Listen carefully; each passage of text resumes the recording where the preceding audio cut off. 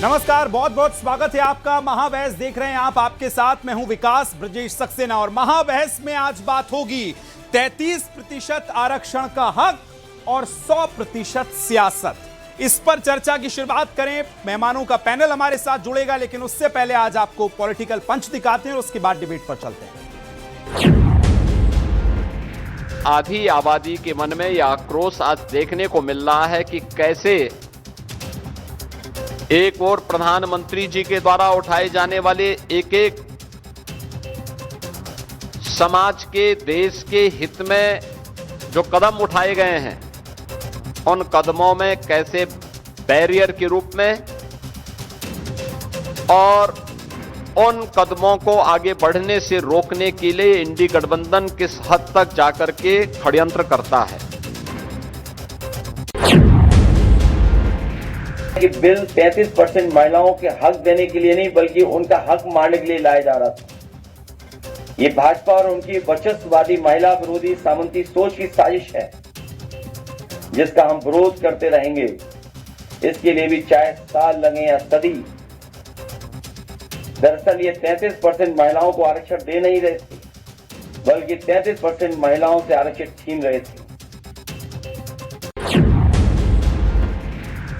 जैसे कि अखिलेश यादव ने कहा कि सब अल्पसंख्यकों को भी आरक्षण इसमें मिलना चाहिए, जबकि संविधान में व्यवस्था है कि धर्म के आधार पर आरक्षण नहीं हो सकता। ये वो भी जानते हैं, लेकिन गुमराह करने के लिए, बिल को रोकने के लिए एक विषय अपना उठाते हैं। उसी प्रकार से राहुल गांधी ने कहा कि साउथ और नॉर्थ का भेद होगा। उसको गृह मंत्री जी ने सदन के पटल पर स्पष्ट किया कि किसी का कोई नुकसान नहीं होगा, सबका इक्वल सीट 50% बढ़ा जाएगा।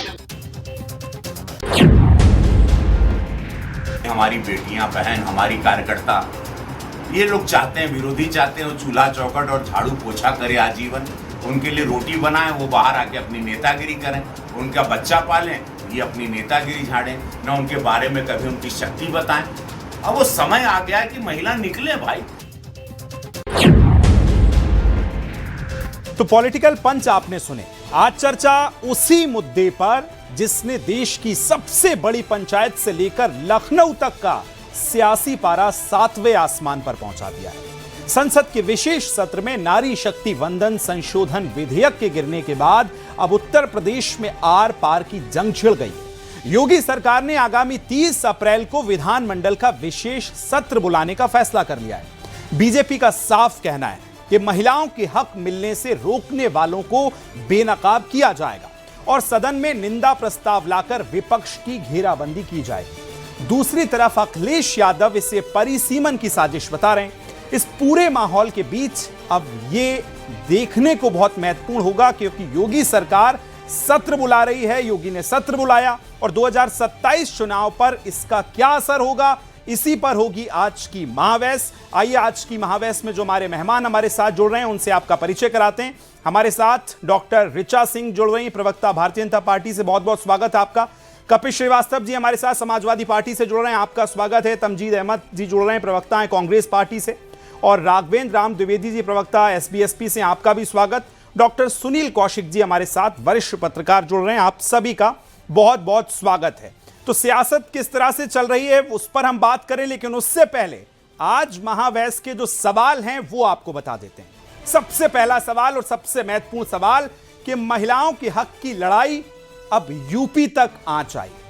दूसरा बड़ा सवाल, योगी ने बुलाया सत्र, 2027 चुनाव पर इसका असर कितना होगा, यह दूसरा बड़ा सवाल। और तीसरा कि 33% आरक्षण का हक और 100% सियासत, क्योंकि इस उम्मीद के साथ एक तरफ भारतीय जनता पार्टी, प्रधानमंत्री नरेंद्र मोदी, केंद्रीय गृह मंत्री अमित शाह ने सदन में इस आरक्षण पूरे विधेयक की बात की, नारी शक्ति वंदन अधिनियम की बात की। उसके बाद जहां यह अधिनियम जो है वोट की कमी के कारण जो हुआ, उसके बाद सियासत फुल है। कोई तालियां बजा रहा है, कोई हंस रहा है, कोई बधाई दे रहा है कि ये जो बिल है वो पारित नहीं हुआ। तो अब इसी के चलते सियासत जो है आगे पहुंची है। आज राजनाथ सिंह जी का बयान आया कि इस बिल को तो हम लाकर रहेंगे। इधर अगर यूपी की बात करी जाए तो यहां निंदा प्रस्ताव की बात हो रही है। तो चर्चा की शुरुआत ऋचा जी आप ही के साथ करना चाहता हूं। एक तरफ विपक्ष कह रहा है कि बिल पास नहीं हुआ, हम बिल पास नहीं करने देंगे, क्योंकि पूरा बिल जो है आरक्षण वर्सेस जो है ये परिसीमन के बीच अटक गया है। अब आप कैसे इसको आगे बढ़ाएंगे, और जो यूपी में आप तैयारी कर रहे हैं चुनाव के लिहाज से या जैसे भी, उसको कैसे आगे बढ़ाएंगे ऋचा जी? देखिए, विपक्ष की मूल मंशा है 1990 से लेकर लगभग आज तक कि महिलाओं को उनका अधिकार ना मिल पाए, उनका प्रतिनिधित्व ना मिल पाए जी। महिलाओं के अधिकारों पर और महिला सम्मान का जिस तरीके से चीरहरण काम करने का काम विपक्ष के द्वारा समाजवादी पार्टी और कांग्रेस पार्टी के द्वारा किया गया है, हम भारतीय जनता पार्टी महापाप के मौन साक्षी नहीं हो सकते हैं। और हम उत्तर प्रदेश की सरकार, उत्तर प्रदेश का विधानमंडल, इसके ऊपर विशेष सत्र में हम चर्चा करेंगे कि किस तरीके से जो आवश्यक बिल थे न सिर्फ उनको पास होने दिया गया, बल्कि उसके बाद जिस तरीके का जश्न मनाया गया विपक्ष के द्वारा, ये अपने आप में शर्मनाक था।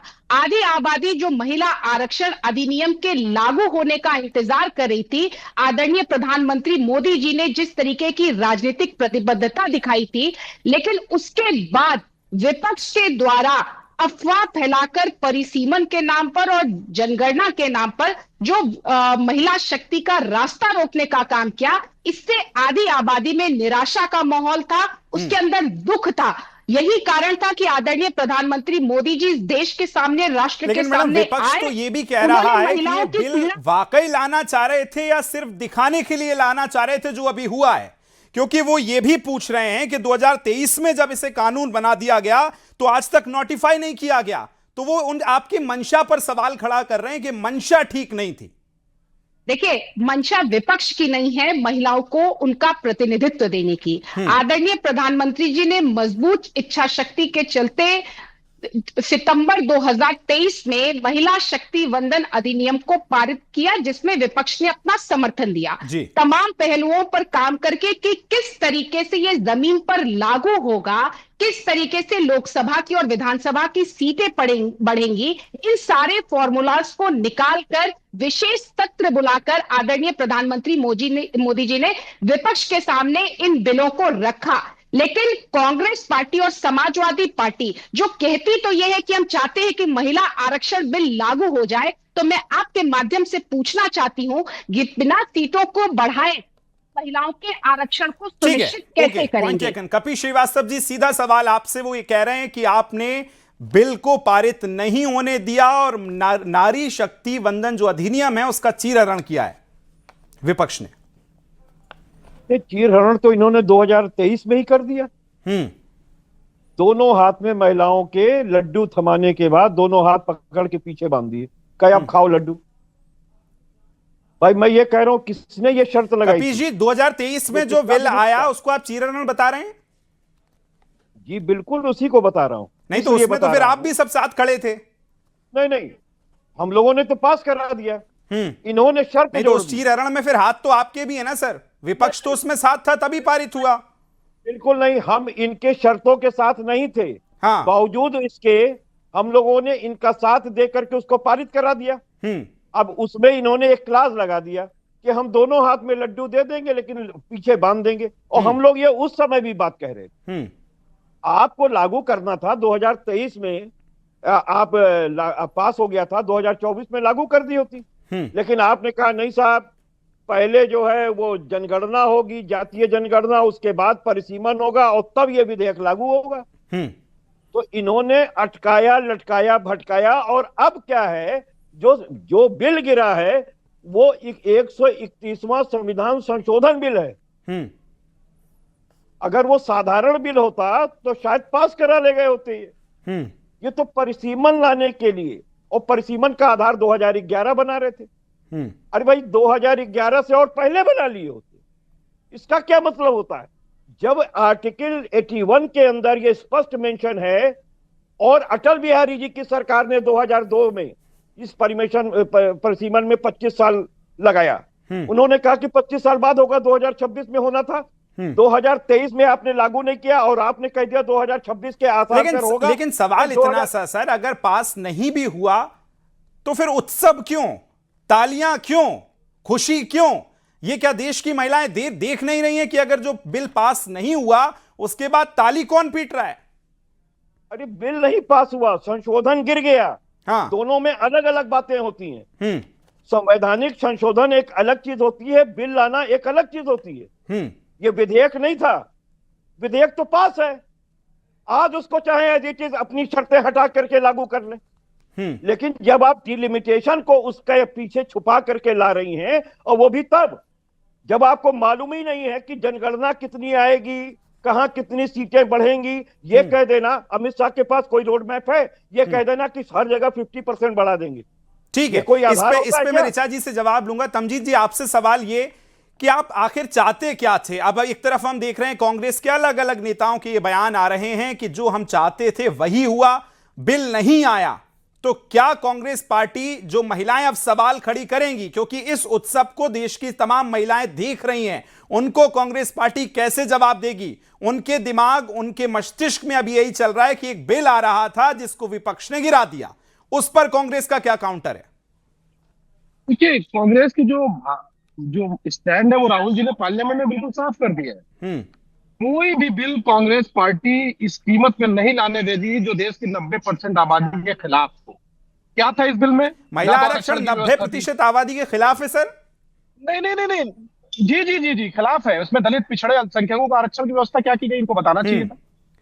कोई व्यवस्था की गई थी? नहीं, जाति के आधार पर आरक्षण संविधान में है क्या? बिल्कुल नहीं, बिल्कुल है। नहीं, कहां है बताइए, कोट करिए। नहीं, मैं बता तो रहा हूं। संविधान में जाति के आधार पर अगर कहीं आरक्षण है तो तमजीद अहमद साहब कोट करिए आप।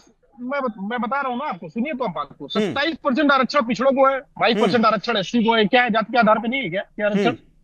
कौन एससी में? ईडब्ल्यूएस को 10% आरक्षण है, जाति के आधार पे नहीं है क्या? कुल मिला के आप ये चीज स्पष्ट समझ लीजिए। अगर ये सरकार की मंशा अगर ठीक होती, देखिए अब कितना है और कितना नहीं है वो सुनील कौशिक जी समझ रहे हैं और उनके चेहरे की मुस्कान बता रही है। सीधा सा सवाल सुनील जी आपके पास, ठीक है तमजीद जी आ रहा हूं मैं, एक पहले ओपनिंग काउंटर ले लूं, उसके बाद सभी के पास आऊंगा। सवाल इतना सा सुनील कौशिक जी, क्या खोया क्या पाया? दोनों तरफ की बातें हैं। एक तरफ बीजेपी कह रही है कि विपक्ष जो है उसने बिल गिरा दिया और महिलाओं को वो नहीं चाहता कि हिस्सेदारी मिले। दूसरी तरफ कांग्रेस कह रही है कि बीजेपी जो नैरेटिव सेट करना चाहती थी वो कर रहे हैं। अब इस पर क्या खोया क्या पाया, आप कैसे देख रहे हैं? देखिए, विपक्ष का यह कहना है और अभी आपकी डिबेट में भी आया कि जब 2023 में कानून बन गया तो 2024 में क्यों लागू नहीं किया। सबको पता है कि उसमें परसीमन और जनगणना जैसे शब्दों का उपयोग हुआ है कि जनगणना होगी, परसीमन होगा, उसके बाद लागू किया जाएगा जी। 2001 में परसीमन 2026 तक फ्रीज था, ये सब स्पष्ट है। तो जब 2026 तक फ्रीज था तो कैसे पॉसिबल है कि 2024 में लागू हो जाएगा वो? दूसरी सबसे महत्वपूर्ण बात, यह 2011 की जनगणना को आधार मानकर के संशोधन कर दिया, क्या दिक्कत आ रही है? विपक्ष तब कहां था, वो राजनीतिक दल कहां थे जो 25-25 साल के लिए, 50 साल के लिए परसीमन को फ्रीज किया गया? और उसमें कांग्रेस भी जिम्मेदार, कांग्रेस ने भी किया और भाजपा ने भी कर दिया। फिर मैं आ रहा हूं आपके पास। भाजपा ने भी कर दिया। 2001 में अटल बिहारी वाजपेयी की सरकार भी ले आई परसीमन फ्रीज। कांग्रेस की सरकार 1974 में लेके आई फ्रीज। क्यों फ्रीज? क्या लोकतंत्र को मजबूत करने के लिए लोकतांत्रिक तरीके से चुने जो लोग जाने हैं, तभी तो हक की बात करेंगे जब उनका प्रतिनिधित्व ठीक से होगा संसद में या विधानसभा में। 50 साल से आप उसको लटकाए फिरे कि परसीमन नहीं होगा, परसीमन नहीं होगा। और परसीमन आज जो जिस पे हम लोग चर्चा कर रहे हैं, 1 साल में जनगणना कंप्लीट हो जाएगी और उसके 1 साल में परसीमन हो जाएगा। उसके बाद बिल आएगा, फिर विपक्ष क्या कहेगा? फिर विपक्ष के पास क्या सवाल होंगे? सवाल यही कि जब 23 में आपने पास करा दिया, उसमें हिस्सेदारी ली, तो अभी उससे क्यों मुंह मोड़ा? बात सवाल सिर्फ इतना सा है। नहीं, देखिए उसमें विपक्ष जो कह रहा है कि परसीमन जो 50% सीटें बढ़ाने की बात हुई, उनके पहले परसीमन और जनगणना करा दीजिए, उसके बाद लागू कर दीजिए। सरकार का यह कहना है कि 2011 के ही आंकड़ों को हम मान ले रहे हैं और उसके आधार पर हम संशोधन इसमें कर रहे हैं। ठीक है कपिल जी, तो इस बात को लेकर के विपक्ष की आपत्ति है। लौट रहा हूं, मैं यही बार बार पूछ रहा हूं। कपिल जी कुछ बोलना चाह रहे हैं, बोलिए। नहीं, सबसे पहली बात यह है कि कौशिक जी एक बड़ी प्रबुद्ध व्यक्ति हैं। हमें आप बताओ कि बंधन अधिनियम जो इन्होंने महिला बंधन अधिनियम लाया है, उसमें यह शर्त क्यों रखी थी? ये शर्त के बिना क्या 543 सीटों पे उसी समय पारित करके लागू नहीं, क्रियान्वित नहीं किया जा सकता था? कैसे किया जा सकता? 2026 में जब परसीमन फ्रीज है। नहीं, मेरी बात सुन लीजिए, मेरी बात सुन लीजिए। नहीं संजीव साहब, ये आप गलत बात कर रहे हैं। मैं ये कह रहा हूं कि जो बंधन अधिनियम था उसमें इन्होंने जानबूझ के 2 क्लास डाल दिए। अगर वो क्लास नहीं डालते तो 543 पे अगर आप 33% देते तो 180 महिलाएं जो हैं 2024 में चुन करके आती। वो इसलिए नहीं होती कपीश जी, इसलिए फिर आप गुमराह कर रहे हैं देश को। क्या 2026 तक जो सुन लीजिए ना प्लीज सुन लीजिए, पर आप जवाब देने में आपको अच्छा लगेगा। अधिनियम में परसीमन क्यों लगाया? मैं तो परसीमन इसलिए लगाया गया कि परसीमन 2026 तक फ्रीज था। 2026 तक फ्रीज था, उससे पहले हो ही नहीं सकता। लगाना ही नहीं था, परसीमन लगाना ही नहीं था। 543 सीट जो परसीमित थी, 545 सीट, उसमें आपको आरक्षण देना था। क्या गलत बयानी कर रहे हैं आप? नहीं, गलत बयान क्या? आप ये बताइए, प्रज्ञावान व्यक्ति हैं, आप अपनी बातें घुमा रहे हैं। मेरी बात का सीधा जवाब दीजिए संजीव साहब। आप भारतीय जनता पार्टी के प्रवक्ता नहीं हैं। मैं कह रहा हूं कि अगर बंधन अधिनियम में परिसीमन और जनगणना इन्होंने ना शर्त रखी होती तो एज इट इज क्या 545 सीट पे ये लागू नहीं किया जा सकता था? तो फिर अखिलेश यादव सो रहे थे क्या उस समय? अखिलेश यादव सो रहे थे क्या उस समय? बात फिर ये भी है ना कि जनगणना की जो बात हो रही थी कि बीजेपी जनगणना नहीं करा रही है, जनगणना नहीं करा रही है, उसका भी जिक्र गृह मंत्री ने कहा। भाई जनगणना तो शुरू हो ही गई है। ठीक है, मैं फर्स्ट कमेंट राघवेंद्र जी से ले रहा हूं, एसबीएसपी से प्रवक्ता है हमारे साथ जुड़ गए। राघवेंद्र जी, बिल सवाल अब ये रह गया कि क्या खोया क्या पाया? कांग्रेस कह रही है कि जो नहीं होना था वही हुआ, हम चाहते थे कि नहीं हो। अब लेकिन इधर उत्तर प्रदेश में सत्र बुलाया जा रहा है, बात हो रही है निंदा प्रस्ताव तक। कहां आपको लगता है कि कहां आपकी कमी रह गई या आप समझा नहीं पाए? जो प्रधानमंत्री ने खासतौर पर इनिशिएट लिया कि हम सबका साथ मांगेंगे क्योंकि ये महिलाओं की बात है, लेकिन वो साथ नहीं मिला। राघवेंद्र जी, नहीं देखिए, महिलाओं का जो बात हमेशा करता है एनडीए, वो करता रहेगा। अभी मैं कपीश जी को सुन रहा था, कपीश जी के पार्टी के राष्ट्रीय अध्यक्ष जी भी 2023 में समर्थन दिए थे, और उस समय भी उस बिल में 2 शब्द थी, जनगणना और परसीमन। उस समय इनको विरोध करना चाहिए था। और इन्हीं के पार्टी के लोग, इन्हीं के पार्टी के राष्ट्रीय अध्यक्ष कहते हैं कि सरकार जनगणना नहीं करा रही है। अब तो जनगणना करा रही है। देखिए क्या है ना कि ये 2024 में 2 शब्द लेके आए थे कि आरक्षण बचाओ और संविधान बचाओ। इन 2 शब्दों को ये इतना गुमराह किए कि जनता इनके बहकावे में आ गई और इनको वोट कर दी। ये बार बार चाहते हैं कि जनता को गुमराह करके और वोट के समय वोट लेके और दिल्ली और लखनऊ की राजनीति करना। अब वो संभव नहीं है। क्षेत्र में हम लोग भी रहते हैं, क्षेत्र में कपीश भाई भी रहते हैं, पेशे से वकील हैं ये।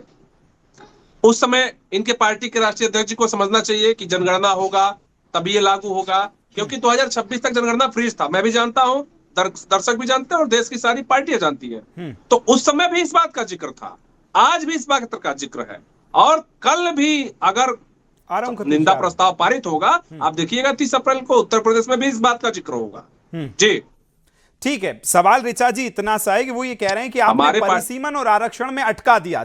23 में तो वो साथ आ गए थे, लेकिन किंतु परंतु इफ एंड बट डाल दिया आपने, इससे वो नाराज हो गए। विकास जी 2-3 बातें बहुत महत्वपूर्ण है, क्योंकि कांग्रेस और समाजवादी पार्टी लगातार परिसीमन और जनगणना के नाम पर इस देश को गुमराह कर रही है, क्योंकि इनकी राजनीतिक परिपाटी यही है कि गुमराह करो, अफवाह फैलाओ और उससे सरकार बनाने का प्रयास करो या चुनावों में जाने का प्रयास करो। देखिए, आदरणीय गृह मंत्री जी ने बार बार सदन में इस बात को स्पष्ट कर दिया कि जातीय जनगणना, चूंकि जनगणना शुरू होती है और जातीय जनगणना उसी का हिस्सा है जो कि होगी, और परिसीमन भी होगा। लेकिन महत्वपूर्ण बात यह है कि अभी कपीश जी यहां पर बैठकर बोल रहे थे कि 543 सीटों में आपने क्यों नहीं लागू कर दिया। विकास जी, आप मुझे बताइए कि अगर 543 सीटों में लागू कर दिया जाए तो चूंकि 543 में एससी की सीटें पहले से आरक्षित है 84, एसटी की सीटें 47 आरक्षित है, और अगर इसी में 33% जोड़ दिया जाए तो 181 सीटें महिलाओं की आरक्षित हो जाती, और इसके बाद केवल 231 सीटें बचती, जिसके बाद समाजवादी पार्टी और कांग्रेस पार्टी जैसे लोग सामने आकर कहते इसको महिला पुरुष का मामला बना देते और एक दूसरे तरीके का उत्तर प्रदेश में आप जो है आंदोलन खड़ा कर देते हैं या दूसरे तरीके का भेदभाव शुरू कर देते हैं। आरक्षण लागू करने के लिए जरूरी है सीटों को बढ़ाया जाना। सिंपल सी बात है, इस पे तो ठीक है कपिल जी, आपका जवाब दे रहे हैं जी। आरक्षण देंगे तो हमारी बहन जो है खुद ही क्लियर नहीं है, इसलिए क्लियर नहीं है कि जब 545 सीटों पे आप आरक्षण कर दिया कि उत्तर और दक्षिण में उनका प्रतिनिधित्व समान रहे, जानबूझ करके बोल रही है बीच में का प्रतिनिधित्व किसी भी तरीके से कम ना हो जाए, इसके लिए का नाम है कपिल लागू करना जरूरी अरे है। भाई ये कपिल कब से हो गई? आपको परिसीमन से दिक्कत हो रही है क्योंकि आप कब्जे कपिल हो गई। कर रहे हैं। अरे आप ये बताइए कब से कपिल हो गई? आपको तो सपा ने सीट दिया था विधायक की, आरक्षण नहीं तो भाजपा ने दिया नहीं और न देंगी। समाजवादी अरे भाई सुन तो लीजिए, आपका अपमान ही होना है जहाँ गई है। आप केवल चाहते हैं कि जहाँ आप हमारे गई है परिवार वहाँ की आपका महिलाएं अपमान चुनकर होना है। संसद में पहुंच जाएं। ठीक है चलिए, अब बहुत एक एक करके ले लेते हैं, ऐसे अगर हम करेंगे तो फिर आप आवाज सबकी नहीं जाएगी। कपिल जी सवाल इतना सा, वो कह रहे हैं कि अगर महिला आरक्षण बिल आता तो विपक्ष को ये डर था कि आगे बंगाल है और उसके बाद उत्तर प्रदेश, इस डर से पारित नहीं हुआ। हास्यास्पद है ये बातें। मैं तो ये कह रहा हूं कि ये जो दोनों शर्तें इन्होंने लगाई थी, दोनों शर्तें महिला बंधन अधिनियम में, वो भारतीय जनता पार्टी ने लगाई थी। हमने अपने भाषण आप निकाल लीजिए, हमने विरोध किया, लेकिन बाद में ये हुआ कि नहीं चलो समर्थन कर दिया जाए। ठीक है 2000 जब ये परिसीमन करा लेंगे, जनगणना करा लेंगे, परिसीमन करा लेंगे, तो फिर उसके बाद जनगणना का क्या संबंध है महिला आरक्षण बिल से? ये बोल रही है, ये बोल रही है, आप ही ने शर्त लगाई है, आप ही ने शर्त लगाई है, किसी तीसरे ने नहीं लगाई है, बंद कीजिए। आपने ही लगाई है। और आपको सपा ने टिकट दिया था, एक महिला को टिकट दिया था। महिलाओं का प्रतिनिधित्व। अच्छा ठीक है, सवाल इतना सा, मैं दोनों के पास आ रहा हूं। अहमद साहब सवाल मेरा इतना सा कि आप जिस मंशा को लेकर सवाल खड़ा कर रहे हैं बीजेपी की और प्रधानमंत्री की, उस मंशा से दिक्कत क्या है? 10 सेकंड में क्लियर करिए जरा पब्लिक को। हमारी ये पूरी बात नहीं होने दी है, हम भी किसी को बोलने नहीं देंगे। इनका पूरा इंटेंशन वाला फाइट है ना, तो इनको किसी को हक देना, ना तो महिलाओं को हक देना, ना दलितों को हक देना, ना पिछड़ों को हक देना, ना किसी को। इनका सिर्फ एक ही मकसद है किसी तरीके से। सुनिए मैडम, सुनिए ये रीचा जी आपकी आपकी सारी बातें इतनी हंसा, 2004 से सारी बातें ही नहीं है भाई। पहले तो आप डिबेट करना सीख लीजिए मैडम। ठीक है भाई, वन बाय वन करते हैं। Point taken madam, point taken. Richa ji लौट रहा हूं आपके पास। चलिए अहमद साहब वो ये कह रही है जब आपके पास पूरी मेजॉरिटी थी तब आप क्यों नहीं लाए? तब भी तो आप ये क्रेडिट ले सकते थे। प्रधानमंत्री ने इसका जिक्र भी किया कि मैं क्लीन चेक दे रहा हूं, जिसको क्रेडिट लेना है ले ले। SC/ST आरक्षण वो भी शामिल है 33% में। सुन लीजिए, बात सुन लीजिए। हम भी ब्लैंक चेक इनको दे रहे हैं, हम भी ब्लैंक चेक दे रहे हैं कि पहले आरक्षण की घोषणा करें कि दलितों को कितना आरक्षण मिलेगा। तो कैसे देंगे सर आप? अब तो विपक्ष में वो ये पूछ रहे हैं, जब आप सत्ता में थे तब आपने नहीं किया, और यही क्या नतीजा रहा कि लड़की हूं लड़ सकती हूं जो आप 40% यूपी में लेके गए थे, उसका हश्र क्या हुआ? बात तो सुन लीजिए, कोई बात नहीं, हश्र क्या होता है? भारतीय जनता पार्टी 2 सीट थी आज सरकार में, इसमें क्या हो गया? लोकतंत्र की खूबसूरती, इसमें क्या हो गया? क्या हश्र हुआ? ये कोई बात है? क्या हम जनता के लिए लड़ना छोड़ देंगे? अगर मान लीजिए हम हार गए तो क्या जनता के लिए लड़ना छोड़ देंगे? ये तो नहीं होगा। देखिए सीधी सी बात है, मुद्दे में मैं बात कर रहा हूँ, सीधी सी बात, हमारा स्टैंड बिल्कुल साफ है। सुन लीजिए हमारी बात। ऋचा जी पहले तो आप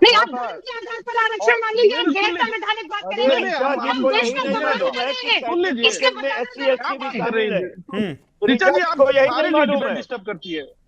थोड़ा सा तो दिमाग होना चाहिए ना ऋचा जी, कम से कम थोड़ा सा। चलिए ठीक है राघवेंद्र जी, देखिए अब सुनील जी के पास भी मैं एक ही बात गया हूं। राघवेंद्र जी इतना सा, अगर हम विपक्ष के अलग अलग बयान देखें तो डीएमके ने कहा कि दक्षिण के राज्यों की हकमारी जो है वो इसमें हो जाएगी।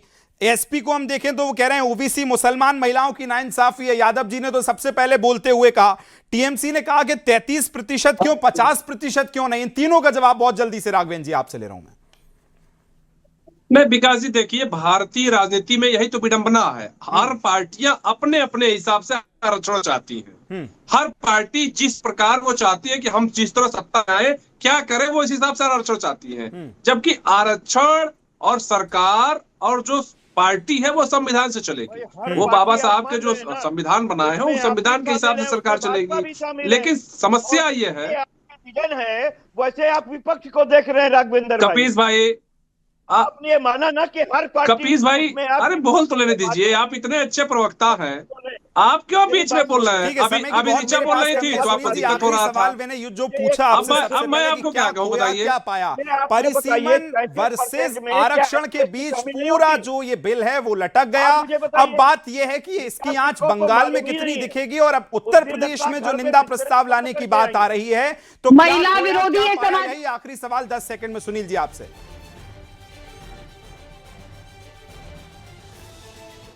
का प्रयास कर रहा है।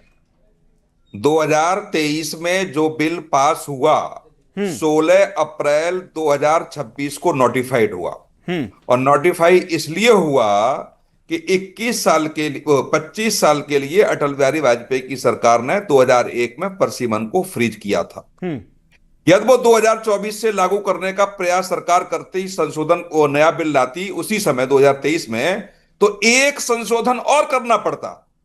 2001 में जो फ्रीज किया गया था 25 साल के लिए परसीमन को, वो पहले वहां रद्द करना पड़ता, उसके बाद परसीमन का शब्द हटता है इस संशोधन से, इस बिल से। तो ये स्पष्ट हो जाए पहले कि इसलिए अप्रैल में लाया गया कि 16 अप्रैल। अब आगे क्या सर, छोड़िए ना, बीती ताई बिसार दे, अब आगे बताइए 10 सेकंड में। राजनाथ सिंह जी कह रहे हैं हम छोड़ेंगे नहीं, लाके रहेंगे, महिलाओं को हक दिलवाएंगे। 10 सेकंड आपके पास, सुनील जी आखिरी। देखिए सरकार है, सरकार क्या करेगी, लेकिन जब सरकार के पास अंक तो होने चाहिए ना। अब ये तो कहना बड़ी बात होगी, मैं मानूंगा कि लाके रहेंगे, जब संसद में आपके पास अंक ही नहीं है तो कैसे लाके देंगे आप? निश्चित तौर से आपको विपक्ष में बैठे हुए राजनीतिक दलों को साधना पड़ेगा, लेकिन उससे बहुत इतर, अंकों से बहुत इतर ये पूरा जो बिल रहा वो परिसीमन वर्सेस आरक्षण में अटक कर रह गया। भारतीय जनता पार्टी कहती रही कि अगर जिसने महिलाओं का साथ नहीं दिया उन्हें पॉलिटिकल श्राप लगेगा, तो दूसरी तरफ जो है विपक्ष कह रहा है कि मंशा सही नहीं है, यदि मंशा सही होती तो हम आपके साथ आते। लेकिन अब देखना होगा कि ये जो पूरा महिला आरक्षण यानी नारी शक्ति वंदन अधिनियम है वो संसद के बाद अब सड़क, क्योंकि ये आंच बंगाल भी पहुंचनी है, और उत्तर प्रदेश में अगर हम देखें तो उत्तर प्रदेश में सत्र बुलाया जा रहा है, निंदा प्रस्ताव की बात हो रही है। आप सभी का हमारे साथ जुड़ने के लिए बहुत बहुत शुक्रिया। सवाल यही कि महिलाओं को आरक्षण, आधी आबादी को पूरा हक कब मिलेगा, इसी के साथ छोड़ जा रहे हैं। बहुत बहुत धन्यवाद इस चर्चा में जुड़ने के लिए।